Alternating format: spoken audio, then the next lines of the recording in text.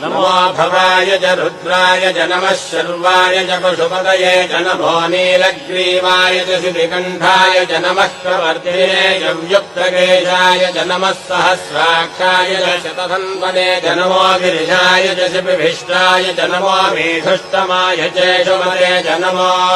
ह्रस्वाय च वामनाय च नमो बृहते च वर्षीयते च नमो वृद्धाय च संवृद्धने च नमो अग्र्याय च प्रथमाय च नमो आशवे चाजिराय च नमः शीघ्रियाय च शीभ्याय च नमः ऊन्याय चावस्वन्याय च नमः स्रोतस्याय च दीप्याय च